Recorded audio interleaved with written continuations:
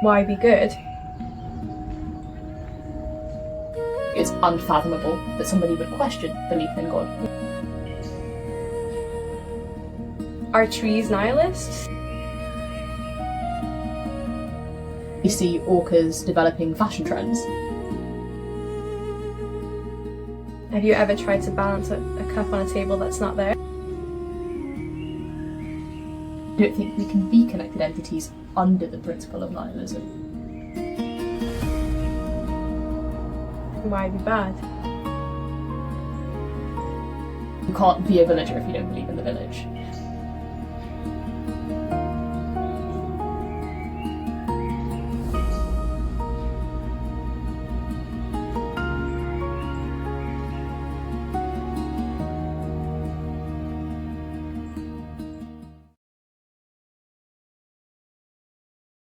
Hi, it is a good day. My name is Hazel Crescent. I am a physics graduate from the University of Oxford.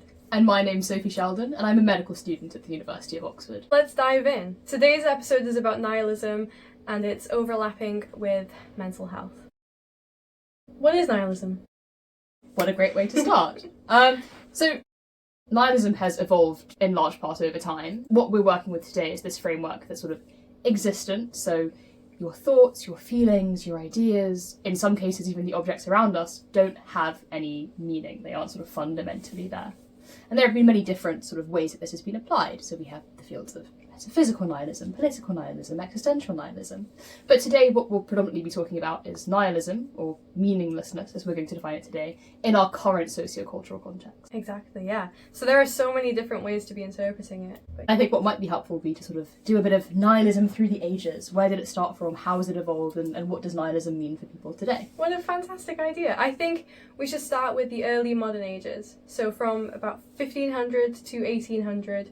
Because in this time, nihilism was pretty rare, if not non-existent, especially in Western Eurasia and North America. Entire societies that were around back then were predominantly religious, and therefore there was no space for meaninglessness, because you had a god or gods that gave you your divine meaning and reason to be living the way that you do. If you already have a creator and everything handed to you with definition, you don't need to think about that so much. It's very true. And I think that a lot of fundamental societal premises at this time were based on that very theistic, particularly within sort of Western Europe, that monotheistic, purpose-driven outlook towards life. Yeah. Everybody had a role, everybody had a purpose, things had to be done in a very particular way to achieve a very particular goal, as outlined by sort of whatever the main theistic culture was within that region. And that impacted all sorts of areas of people's lives, from the way that society was structured to the way people made decisions to even fields of scientific research. But those things started to change as technology became more available and societal structure started to shift, especially sort of towards the end of the 18th century into the 19th century. For sure. I mean, one of the most famous examples is Galileo and his discovery that the previously existing viewpoint of a geocentric universe, in that the Earth is the center and all heavenly bodies orbit around the Earth. That was the pre-existing view, and he discovered, just by observing the stars and doing physics, that maybe wasn't true, that it was perhaps heliocentric, in that the Earth and all of our co-planets in the solar system orbited the sun. That was not accepted in his time, so much so that the Catholic Church put him under house arrest for the rest of his life. A little bit harsh, Yeah. a little bit harsh. Apparently there was a letter between Galileo and Kepler in which he was telling Kepler that he was offering these philosophers to look through his telescope, and they just would not have it. Now why would they not willingly look into that telescope to see what he was seeing with their own eyes, do you think? It's interesting. I think it's something that's so unfathomable to us today. I think today we're so well trained to question the information that's available to us, but I think at that time it was such a core tenure of the way that people lived their lives, and even people's sense of self, that everything was founded on these sort of base theistic principles centered around, our Earth. It was just unfathomable. And I think that sort of change can be something that's very frightening and affronting for many people. And I think having to take that leap to accept that maybe things weren't the way that they were told they were was quite confronting. Yeah, because their entire worldview would have just fallen apart, and that I imagine it would have been very difficult to recover from. And if so many people were going through that, that would have then fallen into societal anarchy, I suppose. Absolutely. And actually that was sort of one of the big, shall we say, threats of nihilism when nihilism was first proposed, sort of going into the later, more modern period. Right. One of the big fears was that you would have this sort of societal collapse into anarchy as everybody sort of lost their sort of sense of broader moral purpose, and what might that look like. Yeah, I think Nietzsche was very much worried about this, and yet he very much thought that it should happen in order to be able to build a foundation for a society. I think it's an interesting thing to grapple with, and I think what he was saying, and I think there is definitely some merit in this, is that there is a value in the loss of that sort of pre-nihilistic rigidity that we had, that people weren't questioning things, that they were unwilling to push further, to look further. I think sort of having that blank slate, that tabula rasa for people to build off, I can see how that would be a philosophically useful concept, and I think that was what Nietzsche was trying to promote when he sort of first started popularising nihilism. Do you think that with the increase in nihilism in the late modern ages, there was also an increase in anxiety as a society? So this sort of existential dread of not knowing whether the meaning of life that you'd previously been following is true, having to find that not only as an individual but as a society as well, and find that structure, because I imagine like different hierarchies would fall and rise. Absolutely. I think that this sort of late modern period of history is a period of unrest in general. There was plenty of conflict, there was plenty of sort of changes in societal structures, particularly sort of within Western Europe, and even among sort of political structures as well, and what society might look like. And I think that you can sort of see that at times where nihilism was becoming sort of more popular, or at least where people were sort of considering the concept of nihilism, it was in periods of civil unrest. I wonder if this is because when you're sort of feeling that dread of things aren't what they're expected to be, things aren't exactly as they're prescribed, if it sort of makes you think more about these things. But I think this was sort of an important conduit for all sorts of developments. I don't think it's a coincidence that a lot of scientific discovery was also happening sort of around this time. Things like Darwin's theory of evolution were challenging many theistic concepts at this time. And I think that some of that discomfort and unrest in those previously sort of taken as gospel, taken as rigid theistic beliefs, did help to promote nihilism around this time. Yeah, no, I mean, absolutely. That theory of evolution completely dismantling previous theories that had been interpreted from scripture would dismantle entire societies. Were there any other important nihilists? I would say that there were sort of many important nihilists at this time, many of whom were sort of working in the same framework, which is that nihilism as a concept was this sort of fundamentally catastrophic thing that would lead to civil unrest, that would lead to periods of disruption, and that would really undermine people's sense of self. What we see as we move sort of closer to our modern age, into the 20th and 21st century, is you see sort of a shift, sort of an adaptation of nihilism that could be sort of more positive in outlook. I think one of the big proponents of existentialism, arguably sort of a derivative of nihilism, was Jean-Paul Sartre, who sort of first popularised this idea that rather than being sort of, we should feel sort of this existential dread or the crushing weight of, you know, the absence of meaning, this could be something that actually fuels our purpose. He was a big proponent in this idea that objects come into existence, and often we make them with a purpose, but humans are this one entity that come into existence with no purpose, and that actually that is something that's very freeing, because it allows us to go forth and define our purpose and define what our society needs to look like. I think particularly in the era that he was operating in, that sort of during the war and that post-war era, where people were very dissatisfied with how the world was looking and the sorts of atrocities that people could commit. I think that attitude was very freeing, and it allowed people to sort of define their own moral values and what sort of they wanted their world to look like. Absolutely. I think it's absolutely freeing, especially if you consider nihilism as a removal of anxiety, because if there's no meaning of life and there's no sort of consequence, because if there's no meaning, then there can't be a consequence to something that doesn't exist. And therefore, it sort of removes your anxiety for an outcome. That's very true. And I think that there is plenty of philosophical value in sort of the removal of that anxiety and being able to pursue your own interests sort of without judgment, without fear of consequence. I think what I'm also a proponent of, however, is being cautious of sort of what the other extreme of that can look like. What do you think that would look like? Removing consequences can be good for removing anxiety, but I think a lot of people, particularly in moral spheres, are very responsive to consequence. Right. I think a lot of people's behaviours are influenced by the consequence of their actions and the way that they learn from them. I think removing the weight of consequence can be dangerous from a moral perspective, especially when you apply that at large to societal structures. Yes, when you're a member of society and you're acting as if there's no consequence, that's going to impact the people around you. Exactly. So perhaps as an individual, it can be freeing, but it can also be dangerous to those around you then. So as a society, It's not a good thing. Exactly, and I think you have to weigh that sort of personal benefit of that feeling of liberation and being able to pursue what you wish, which I think has an inherent value, and sort of what I would consider to be an inherent societal responsibility. If you're an active participant in a society, what does that look like? And perhaps that looks like having to assign some sort of value or meaning to others. Yes. And I suppose what no consequence looks like to an individual is different for each individual because it really depends on your personal morals. Very true. And of course, depending on your morals and if you define them, I think in the extremist form of nihilism, there is no such thing as morality. There are no moral principles, right? And if you're going to take that principle to its extreme, and people don't experience consequence, they don't have any sense of morality, they don't have any sort of purpose, sense of purpose, and they don't assign themselves one, I think that can be quite a volatile position for an individual to put themselves in. Yeah, because I mean, it brings up the question of why be good, but it also brings up the question why be bad. But what is good and what is bad, and how can you define those different things if they're completely just human constructs and they don't have any inherent meaning? Very true, very true. Absolute anarchy, I suppose, as they predicted. Absolute anarchy, as they predicted, or indeed as they feared. So, the concept of nihilism has become more popular in recent years, is that right? So I saw a paper written by Nirvana Garefer in 2022, which suggested that people were searching for optimistic nihilism fairly frequently since about 2004, but there was an increase in 2017, which I thought was very interesting because at the start of the 2010s we had Instagram, we had these social media apps popping up, but in 2016 we had TikTok pop up.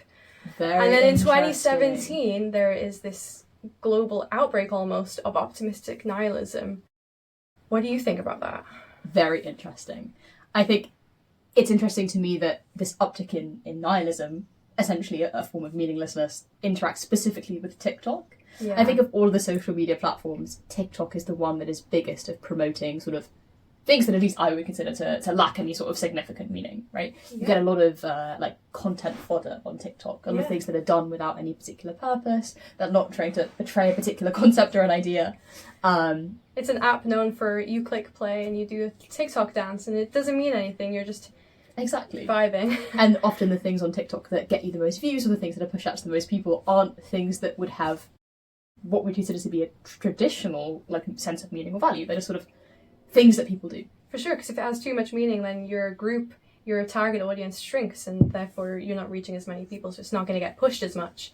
So then you have these meaningless concepts being pushed more so that they can reach wider target audiences. Exactly, and I wonder if that has driven this sort of underlying sense of passive nihilism or passive meaninglessness more across society. Exactly what I was about to just say. It's that passive nihilism, isn't it? Which, tell us more about passive nihilism. What is your interpretation of it? Well, for me, I see it as it's just nihilism, but you're not wanting to think too deeply about it so that you can avoid that existential dread and that spiral that it could cause. And so, though you practice nihilism, you're distracted by social media apps, by entertainment, all sorts of media and influences in your current culture, that you don't worry too much about it.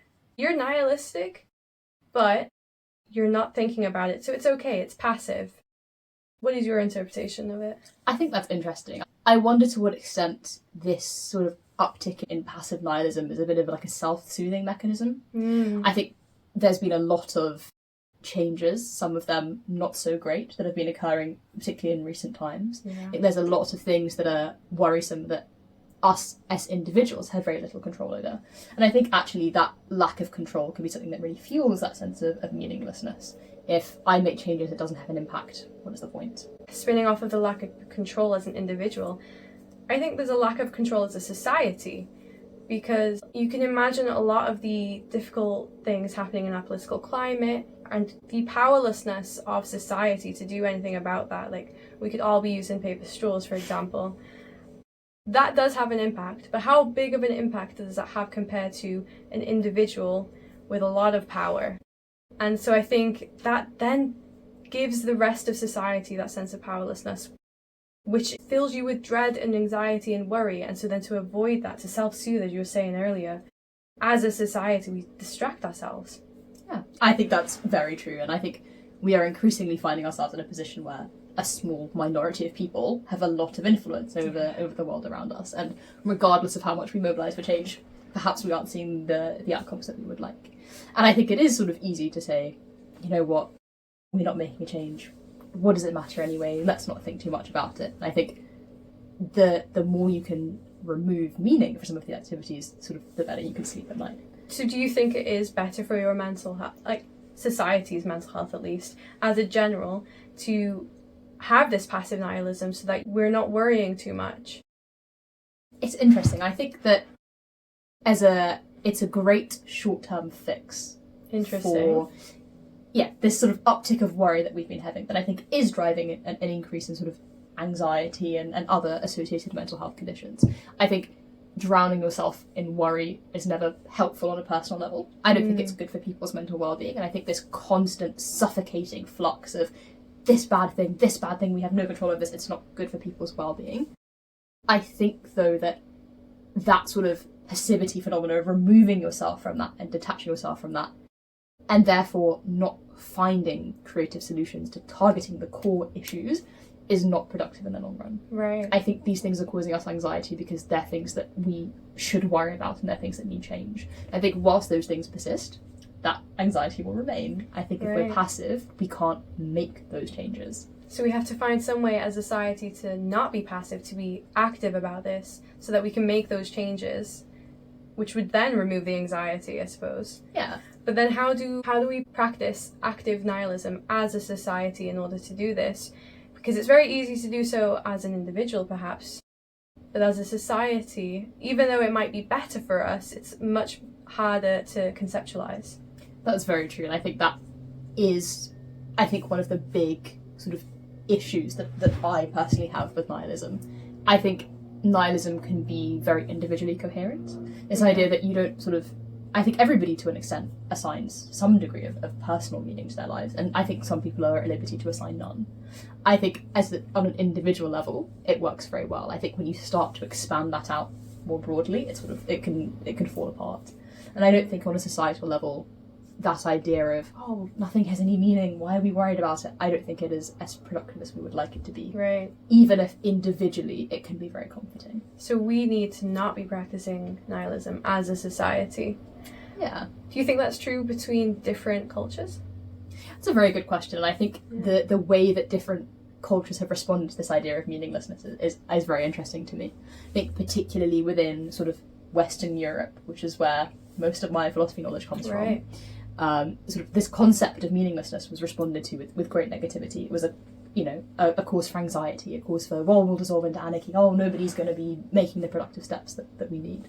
For sure. But in many Eastern traditions, this concept of meaninglessness is integral to a number of Eastern religions and is a great source of positivity and a very powerful motivator for people. Yeah, so they can feel the liberation whilst also appreciating that things might not have a meaning, and so they just go on existing peacefully. So for examples of this would be, I suppose, Buddhism and Taoism. And I suppose that's why during the late modern ages, as religion started to become less prevalent due to the increase in scientific discoveries, there's a lot more Eastern Eurasian influences populating Western Eurasia practices. Like meditation, the west of Europe becomes a lot more influenced by these. Do you suppose that is due to being able to live peacefully with the duality of these two concepts? True, I think that sort of adoption of these Eastern traditions is a very potent and I think useful response to these things. I think that fundamentally that system of, okay, maybe things don't have sort of a meaning, or at least a meaning rooted in like a creator god or any form of theism, right? But that does not mean that we shouldn't live in a way that is peaceful and respectful to others. I think that is an important core tenure, and I think it's one that we should be adopting into our society. Yeah. And I can see how at a time where people are questioning sort of what the meaning of things is, and perhaps if we're to define our own moral code in more of an existentialist way and assign our own meaning and what might that look like, turning some of those Eastern traditions I think is very powerful. For sure. And a lot of spirituality has strong connections to nature. Very true. Which gets me thinking, why is it only humans that ever struggle with the idea of life needing meaning? Like, are trees nihilist? I mean, they spend their time absorbing sunlight from, well, the sun, and water from the ground and converting that energy and just going on their cycle of life without ever wondering, does it mean anything? They just continue to do so. Why isn't the rest of humankind like nature when we are a part of nature? It's true. This is something that really interests me, is that I think there are many wonderful species on Earth. I think humans very uniquely feel this sort of burning desire to assign themselves some sort of value condition or assign themselves some sort of meaning. And you're right, you don't see that amongst other species. Well, as far as we're aware, we don't see that so much amongst plants. As far as we're aware, we don't see that so much amongst animals, who are able to sort of take up their natural place in the food chain, continue to achieve the goals that they need to achieve without assigning any sort of moral dread to that. Because I imagine that a lot of it comes from the ability for humans to have foresight, to be able to see death and predict pain and predict struggles. But I imagine that a lot of animals can also know that about death and know about pain, perhaps not to the same extent, but to some level. And yet there's no documentation or no research that indicates that the animal kingdom outside of humans experience this existential dread or need for nihilism to overcome that. I think that is something that's very interesting, and there definitely are animal species that can have that concept. The sort of the sense of self. I think humans are one of the few species that have a sense of self, and I think one of the conditions in which nihilism thrives is in people struggling to define their sense of self. Yeah. But we know that there are other animals in the animal kingdom that have a very strong sense of self. Dolphins, for example, able to recognise their own reflections, and we've sort of demonstrated this reliably through scientific research, able to identify individuals as members of their families, able to pass on rich cultural traditions. Yeah, exactly. We see orcas developing fashion trends, yeah. right? Something that feels quite meaningless, right? Why do we have fashion trends? We don't know. Maybe it gives us a sense of purpose. Orcas do the same. And yet they don't tend to be experiencing this existential dread. They dread. don't experience dread. They don't experience this sort of regret of living a life that is devoid of meaning. Elephants, we were sort of thinking earlier about sort of concept of life and death. Elephants are well documented for being animals that have sort of almost burial rites for their remains. There are elephant graveyards. Elephants will typically die in the same places, and elephant herds will revisit those places and touch the bones and interact with the bones of their deceased relatives, showing an understanding of the fact that they knew who those elephants were in life and they continue to respect them in death.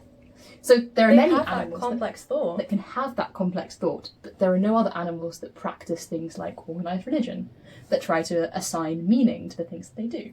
That's so interesting. Do you think that there is a difference in anxiety levels between humans and animals? I think potentially. I think that humans are by default perhaps slightly anxious, slightly neurotic beings. I think I certainly am, and I think many of us are.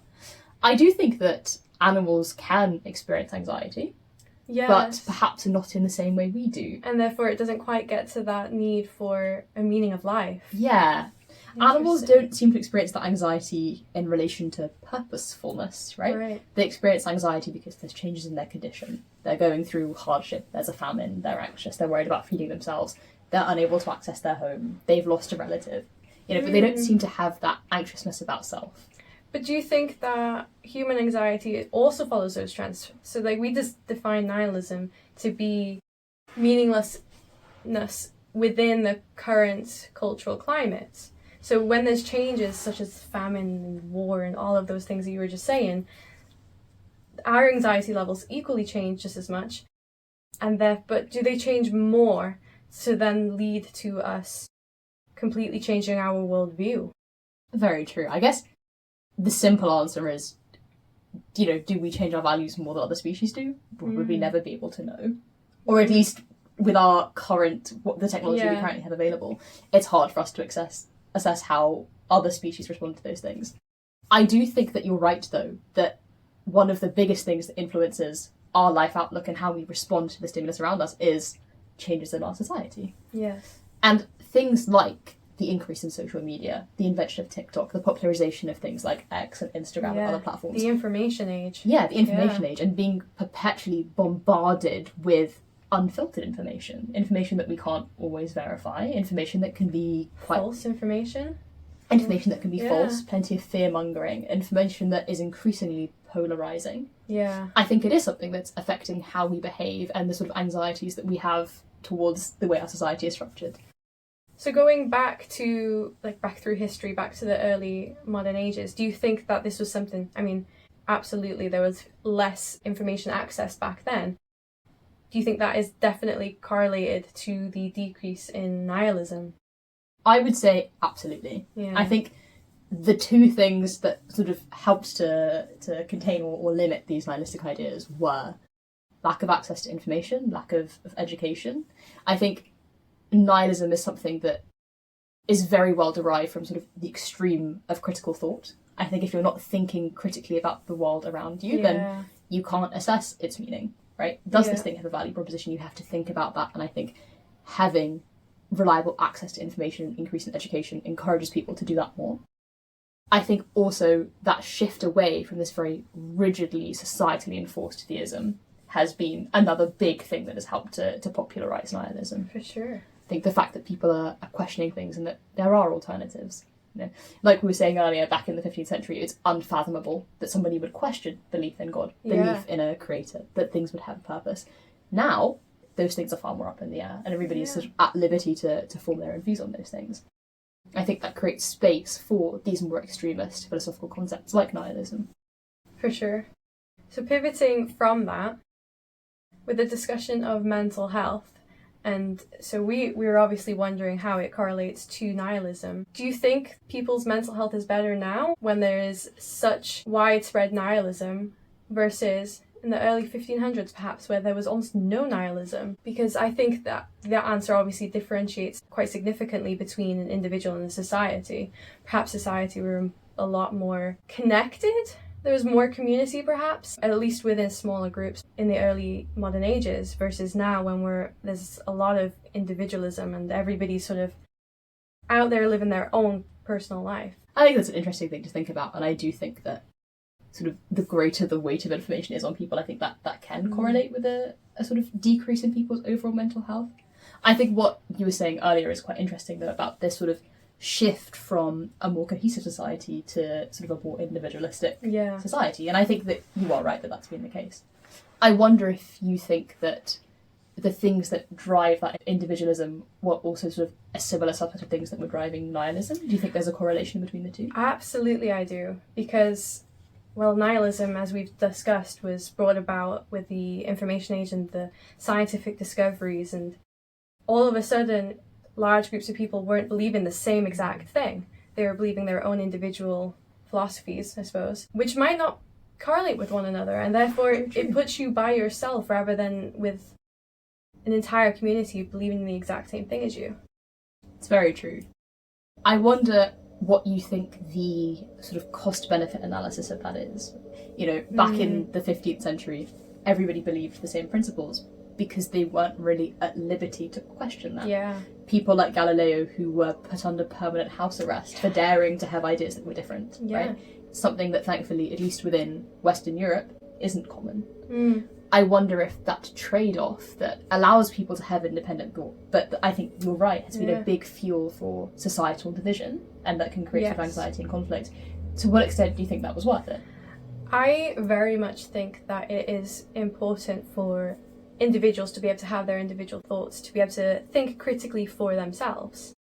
I think there's just so many benefits to that, such as living authentically as yourself, developing into society where everyone isn't so closely connected. I do think that that is worrisome in the sense of society, because I think it's important to have community where, you know, I mean, there's that analogy of everybody wants to be a village. Are you willing to be a villager? And I do think that we need to work on being villagers so that we can have our village, but I don't think that we should then compromise our individuality for that. So I think that cost-benefit analysis is pretty even, and I think we have to find a way for those to be able to coexist. I think that's very true. A difficult balance to strike, but I think an important balance to strike. Yeah. Like, another question I wanted to pose to you is, sort of, under this sort of very radical extremist idea of nihilism, this idea that nothing particularly matters, I wonder why, if things don't have a value, or if we assume that they don't, why people feel unrest at that, or how people feel liberated by that. How do we have an emotional response to this concept of nothing? I think that very much depends on the path in life you have walked. Because if you are someone who was raised religious, for example, you're going to have a very different reaction to nihilism than someone who was never raised with a religion ever, never even thought about it. Because one person's world viewpoint is shattering and being replaced by something, whilst another is just adding to what's already there. Perhaps there wasn't anything there before. And so I think it really depends on the perspective you enter that field with. Yeah. I think that's very true. I think that's something that's interesting to explore. I'm a theist who was raised in a religious home, and perhaps you were I was not raised religious, religious. So for me, there's not any distress with the lack of meaning of life. Like I was mentioning before, the tree might be a nihilist because it's just chilling. I feel like I resonate with that because I've never had to think about, does my life need to have purpose? I can just exist. For me, as somebody who was raised with a very sort of purpose-driven outlook on life, I find the concept of purposelessness quite frightening. Yeah. I wonder if reciprocally, for somebody who sort of wasn't raised steeped in a theistic tradition, if you find the meaning of enforced purpose frightening. Oh, that's interesting. I think that sort of taps into the question of free will and free choice then, which I think is a whole other podcast episode coming soon. We will address that in due course. And so it's something that you'd have to sort of think through. But I wouldn't be able to speak for others, perhaps, on that same account. That's very fair. I guess it varies massively from individual to individual, whether sort of defining a sense of purpose or having that defined for you is comforting, or whether actually the freedom to define your own purpose and to not be restricted is something that is more empowering. Because I think individuality is very empowering, but again, these concepts could coexist, right? Very true. As we've seen in Eastern Eurasian cultures. Very true. And I think earlier we were talking a little bit about Nietzsche and his idea that we would have to, as a society, move through a period of nihilism so that we could go forth and perhaps develop principles that work better for us as a society. Yeah. I wonder if perhaps we're in that phase of things perhaps don't have any meaning, and what if we group together what reassigning purpose on a societal level might look like. Yeah. I think that's interesting. I think that would be hard to accomplish, for sure. I think it's interesting that he thought that to be able to have the foundation of a society, you first had to have nothing. Because, I mean, have you ever tried to balance a cup on a table that's not there? It's not a very good foundation. Very true. So I think that in itself is an interesting point of view, especially since the idea of nothing comes with not being able to know anything. So if you don't know anything, how can you know how to then build a society off of it? It's very true. I think perhaps we struggle to truly identify the depth of that baselessness. Yeah. Right? That if knowledge doesn't exist, and morals don't exist, and your thoughts and your feelings and your dreams don't exist, how can we possibly group together towards any sort of common goal? Yeah, so I don't think that nihilism would be the foundation for that. So I think what we're saying is that nihilism isn't the foundation of society. It's sort of a phase society must go through because you cannot build upon it. I think Nietzsche was trying to say that it's essential for society to experience nihilism because it's like trudging through a river, say, and you have to get through the river to be able to get onto the other side to be able to then build. But you cannot build on this river. It's sort of, I almost want to say, a cleansing phase, so that you can reset, like a giant reset button for society. I kind of love that concept of nihilism as almost like a cleansing phase. Yeah. Do you think that the use of nihilism as a form of self-cleansing, do you think that can be applied on an individual level as well? I think individually, like we were saying earlier, it really depends on your approach to nihilism. I think it can be, because if you're going through a lot, not only it can be, but in some instances it has to be. Because if your viewpoints are structured in such a way that you didn't previously have a say in building that, and then you approach nihilism and it completely shatters that and rips away all of your beliefs and everything suddenly becomes baseless and meaningless. That's sort of cleansed your viewpoints, right? It's sort of washed it all away. So I think it can act as that. Whether or not that's a good thing, I don't know. And it really depends on the individual, because again, if your viewpoints are shattered, unless you can build that back up, that could be very, very problematic. What do you think? Very true. I think you're right, and we have to be careful about that sort of that self-destruction that can occur when you look at nihilism. But I think you're right, there's a value to disassembling yourself, to rebuild yourself in the image that appeals to you. Yeah. I think to really find the essence of who you are, and like you said, especially when so much of who we are and who we should be is told to us by others, whether it's, peer pressure, the society around us, the traditions we've been raised in. I think there's so much expectation of who we should be. And I do think that there's a value in, cleaning that slate, erasing all of that, completely disassembling yourself, and then finding those pieces to find who you are and assigning your own meaning. I think that can be something that's very valuable. Yeah, and as a society, that then allows us to be able to build the village. But as an individual, do you think it's possible for an individual to stay within that? That it's not just a cleansing phase, it's just a new reality. It's not inherently full of meaning, and that could be sort of anxiety relieving for the individual without it then having to progress into something else. I think I can definitely see some value in nihilism on an individual level, especially from a cleansing perspective. I don't think it can be a permanent state of mind.